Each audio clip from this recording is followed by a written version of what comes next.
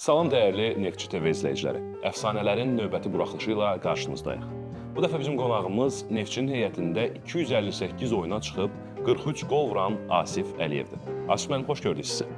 Sağ olsun. Asif müəllim, istəyirəm elə söhbətimizə sizin futbola gəlişinizdən başlayaq. 1956-cı ildə Gəncədə dünyaya göz açmışsınız və elə futbola da məhz orada başlamışsınız. Əvvəlcə Tərəqqi klubunda çıxış eləmişsiniz. İstəyərdim futbola başladığınız illərlə bağlı özünüz danışırsınız. Mən uşaq illərin vaxtlarında deməli bizim dəmir yolu sayılır. Dəmir yolunun altında anadan olmuşam.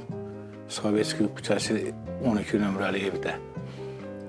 Amma futbola başlanacağım vağzal deyildi o vaxtlar. Vağzalda Lokomotiv komandası var idi parkın içində. Baş məşqçi də orada Konstantin Abramenko işləyirdi. O komandanın baş məşqçisi o idi. O bir-iki dəfə gedirdik hərdən uşaqlarla dəmir yolunun üstünə, vağzal tərəfə. Orada bir komanda var, balaca bir plaşatkada uşaqlar oynayırdılar. Bir-iki dəfə biz də getdik baxmağa ora-bura, sonra aralığa salıb meydançaya daxil olurduq hərdən birdən. O dediyim rəhmətli Abramenko orada baş məşqçi idi, özünün otağı zadı var idi orada. O çıxırdı bizi qovalayırdı ki, olmaz. Qıraq adamlar uşaqları icazə vermirdilər oynamağa. Bir-iki dəfə belə meydançaya daxil olurdum, o balaca plaşatkada bir-iki topla bir bərk mənim güclü zərbələrim var idi. Vururdum, eləyirdim. Gördüm ki, məşqçi mənə baxırdı ki, o uşağı çağırın gəlsin bura. Məni çağırdı yanına ki, bəs görürəm sənin güclü zərbələrin var. Sən futbol oynamaq istəyirsən, deyirəm, mən oynayaram, niyə oynamıram ki? Dedi ki, onda məşqlərə gəl, mən səni dəvət edirəm məşqlərə, gəl, görək sən, deyəsən, futbol oynaya bilərsən. Ondan sonra məni cəlb elədilər komandaya, getdik başqa rayonlara, şəhərlərə, məsələn, turnirlərə zada, belə başladım futbol oynamağa. Getdim, bir-iki dəfə məşqə zada gəldim, o vaxtlar da komanda oynayanda Dinamo komandası. Biz gedirdik, top daşıyırdı, qıraqda o indiki uşaqlar top daşıyırdı. 15 dəqiqə pirliftə də girirdik meydançada oynayırdıq. Onda da o həvəskarlar Dinamo Kirabadın baleşikləri mənə balet edirdi ki, o uşağı yaman zərbələri var, uzaqdan yaxşı qollar var. Belə nəsə məni sonra cəlb elədilər 73-cü, 74-cü ildə komandaya bir neçə oyun oynadım. Mən hələ cavan idim deyə məni azad buraxırdılar heyətə. O vaxtlar orada da çox güclü futbolçular iştirak edirdi. Məsələn, Allah rəhmət eləsin, Mübariz Zeynalov var idi. Yusuf Məhrəmov var idi, Müzəffər Qasımov, Zahid müəllim, Hüseynov Qapıçı. Belə futbolçularla mən orada oynayırdım. Cavan idim, elə yavaş-yavaş məni buraxırdılar, oynadırdılar. Əsas heyətə belə tez buraxmırdılar oynamağa. Belə mən ondan sonra dəvət aldım Neftçi komandasına. Hamı da heyran qalmış ki, bunu Neftçiyə dəvət eləyiblər, bu gedir Bakıya. Bakı şəhərinə, Neftçi komandasında oynamağa. Gəldim, Neftçiyə dəvət elədilər, 75-76-cı illər Neftçidə iştirak elədim. 12 dənə top vurmuşdum Neftçidə. Allah rəhmət eləsin, 28 dənə də Elbrus Abbasov vurmuşdu. İkimizə 40 dənə top vurmuşduq.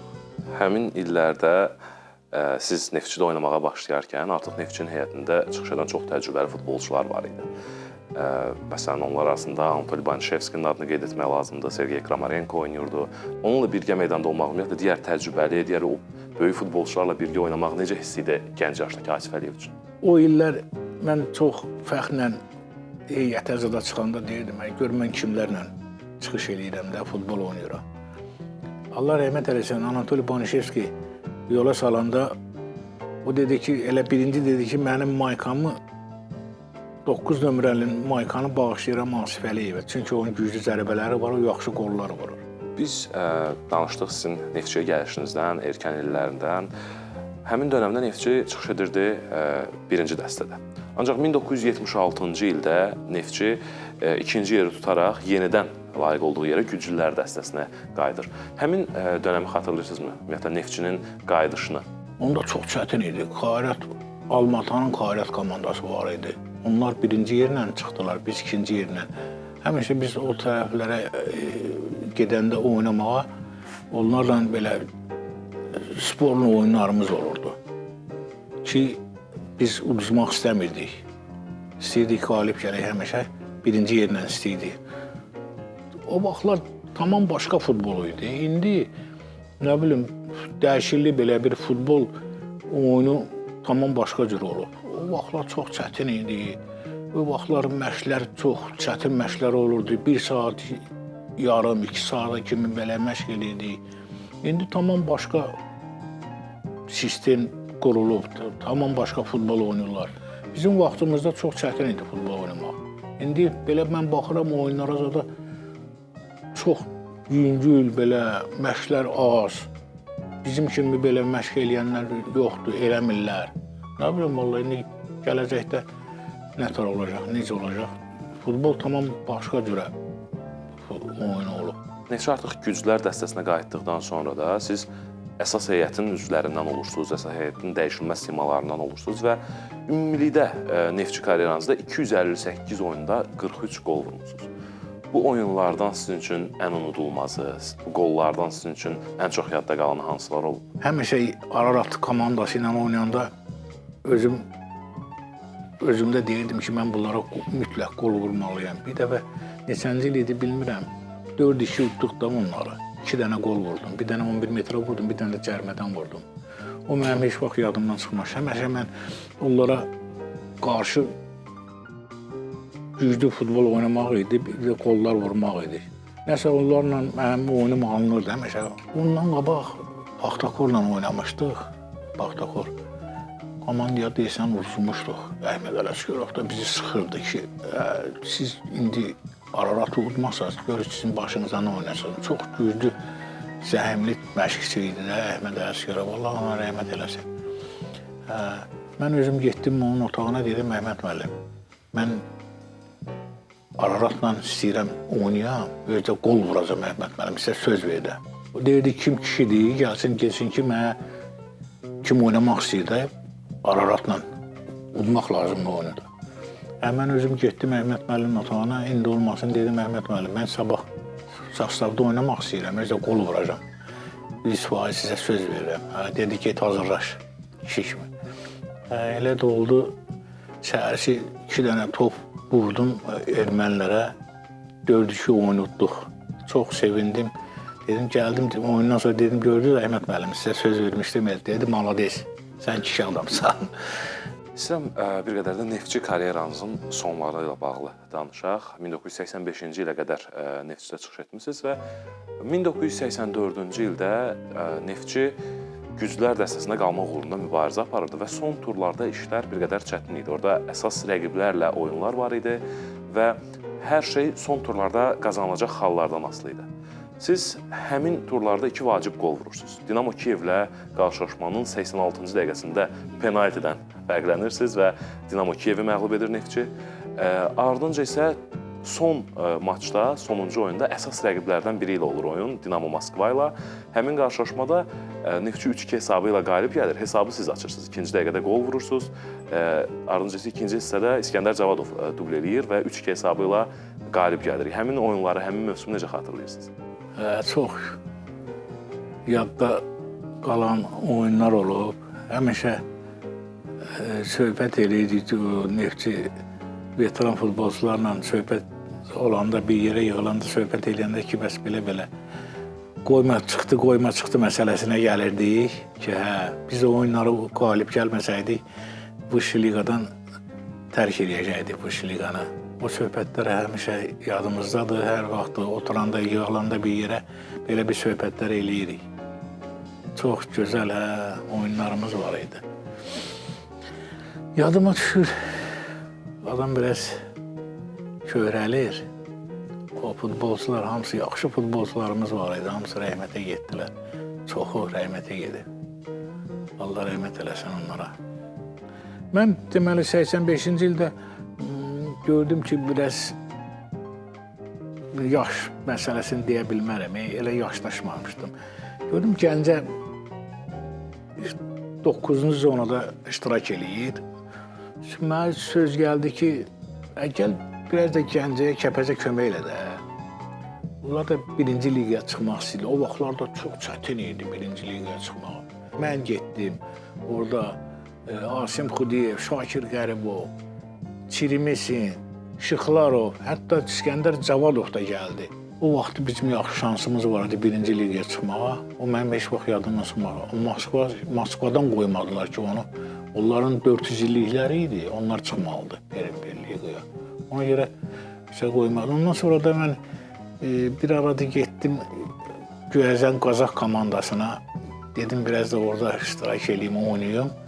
Gördüm yox, əmələ gəlmir. Onunla da futbolu qutardım. Heç məni bayaq dediyim kimi yola salmadılar. Elə özüm futbolu tərk elədim. Sonra getdim, dedim məşqçilik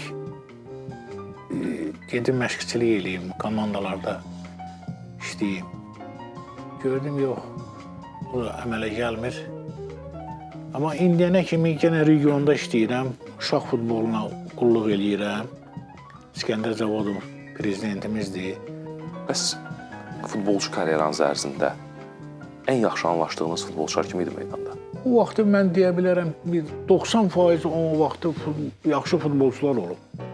Elə zəif futbolçular olmuyor. Belə bir-iki nəfər, məsələn, tənbəllik eləyənlər. Amma 90% futbolçular siz nətər idi? Bir dənə komanda idi deyə. Bəlkə ona görə elə idi, amma istəyirdi heyətdə oynasın, çastavda iştirak eləsin. Amma belə mən zəif futbolçu görməmişdim. Ki, təmiz zəif ola, Neftçi, zəifi də götürmürdülər axı Neftçiyə. Bax, rəhmətli Panişevski, Əli Rəhmanov, Allah rəhmət eləsin, Allah rəhmətə gedənlər. Sonra Elbrus Abbasov, güclü zərbələri var idi. 28 dənə qol vurmaq elə belə şey deyil. Birinci liqada özdə, çətin. Birinci liqa çox çətin idi. O vaxtlar biz oynayan vaxt, SSR-in vaxt. Sonra kim? Səməd Qurbanov, Juguli deyirdilər. Səməd topla elə hərəkət edirdi ki, Juguli deyirdilər ona. Sonra Asəf Namazov, gözəl zaşitnik idi. Hətta onu milli komandaya da dəvət eləmişlər. İskəndər Cavadov, o idi, maşallah idi. Neftçidə məşqçi kimi də az işləməmisiniz, hətta titullarda qazanmısınız, Qızıl Dupla da imza atmısınız. Neftçidəki məşqçilik illərinizi necə xatırlayırsınız və çox təcrübəli məşqçilərlə də birgə işləmisiniz. Elə Əhməd Ələsgərovla, Qazbek Tuayevlə birgə də çalışmısınız. Həmin illəri necə xatırlayırsınız? Mən deməli neçənci il idi ay Allah. Neftçiyə həmişə Neftçinin oyuna gedib baxırdıq stadionda. O stadionda da dal qapıdan, arxa qapıdan stadiona giriş var idi. Biz qapının arxasından dururduq. Hardan ki komandalar çıxır deyə oyuna. Razvalkadan, yerin tunellə. Dedi, bunu çıxartmaq istəyirəm, belə eləmək istəyirəm. Bir dənə Akif müəllim Faxtaxov dedi ki, bu açıb bu deyə burada durub da götür qoy işləsin komandadan hepsi də. O da dedi ki, sabah gəl bazıya. Mən səni götürürəm komandaya baş məşqçi. Ay dedim, Akif müəllim. Akif müəllimə deyirəm, Akif müəllim, zarafat edirdi siz. Ay yox, kişi deyir ki, səhər bazıya ki, mən də gələcəm deyir ki. Bilməm, bu Akiflə nəsə yanıqlıydılar, nə etsən. Nəsə gəldim səhərisi bazıya. Onda Yunus Gülzad oynayırdı. Yunus Hüseynov, Rasim Abuşev, İbdali Rzayev, hamısı. İlxan Həsənov, qapıcı. Lıçkin, nə bilim, yaxşı Mais var idi, Əzimov. Nəysə, bu futbolçular oynayırlar. Yuniskilin pokoleniyasıdır. Aşağıda oturmuşdum, yuxarıda iclas idi. Yuxarıdan Yunus gəldi ki, Asim müəllim gəl, səni çağırırlar yuxarı. Qalxdım yuxarı ikinci mərtəbəyə, Rasim zad oturmuşdu orada, bilməm neçəni komanda kim idi. Ki, gəl, tanış olun uşaqlara, deyir ki, Asif Əliyevi götürürəm baş məşqçi Vaqif Sadıqovun yerinə. O vaxtdan elə işlədim Neftçi komandasında baş məşqçi, sonra onda Qazbek Tuayevlə Böyüyağa Ağayev milli komandada işləyirdilər. Onlar da başladılar mənə kömək eləməyə Neftçi komandasına. Həmin milli komandada işləyirlər, həmin Neftçi komandasında. Bir üçdə çempion olduq, getdik Bolqariyada oynadıq. Safiya Bolqariya komandası ilə o UEFA oyunlarında iştirak eləmişəm. Baş məşqçi rolunda 1-2 sezon işlədim. Sonra gəldi Kazbek Tulayev siz deyən kimi baş məşqçi oldu. Ağasəlim Mirzavadov köməkçisi oldu. Ruslan Abdullayev baş məşqçisi olub, onun mən köməkçisi olmuşam. Əhməd Ələsgərov rəhmətli, onun vaxtında da əvəzedici heyətə mən baxırdım. Bir sezon işləmişəm. Pis işləməmişəm, pis olmuyor. Sonra da elə məşqçilik dövrü başdı belə prodajat elədi şeydi, Rus demişkən.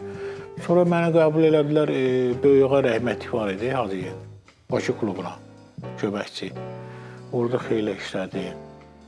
Mənim rezultatlarım pis olmuyor. Bakı komandasında çempion oldu, kubok da almışıq. Sonra Hacıyevski gəldi, o getdi. Ondan sonra yavaş-yavaş dedim da futbol Bakı klubu dağılandan sonra mən də keçdim. İndiki İskəndər Cavodov regional federasiya yoxdur, futbol rayonlar arası. Orada işləyirəm, onunla mütəxəssis kimi bir yerdə işləyir, neçə ildə işləyirik bir yerdə. Yenə futbola qulluq eləyirəm. Öylənən kimi də elə futbola qulluq eləyəcəm. Nə olur olsun. Son olaraq Asif Əliyev üçün Neftçi nədir? Mən istəyərdim ki, Neftçi həmişə qabaq yerlərdə olsun. Qabaq yeri, birinci yer, ikinci yer uzağı. Neftçini mən belə görməmişdim ki, Neftçi 7-ci, 8-ci yerlərdə olsun. Özdə canım yanır Neftçiyə. Həmişə oynayanda həyəcanlanıram. O gün də mən çox həyəcan keçirdim. Tovuzla oyunda 1-0 uduzdular. Düzdür. İndi futboldur. Həmişə udmaq olmaz. Amma Neftçiyə yaraşmır 7-ci, 8-ci yerlər. Mən istəyərdim ki, Neftçini həmişə birinci yerdə görəm. Ürəyim yanır. Çünki Neftçiyə canımı qoymuşam mən. Yenə də Neftçi ilə mən yaşayıram. Baxmayaraq ki, nəvələrim də burada oynamır. Hər halda burada oynayırdılar ikisi də. Neyim yoxdur. Yenə Neftçi bizimkidir, Neftçi mənimkidir, Neftçi ürəyimdir. Asif müəllim, çox sağ olun. Təşəkkür edirəm sizə gəldiyiniz üçün. Minnətdarıq. Təşəkkürlər. Sağ olun.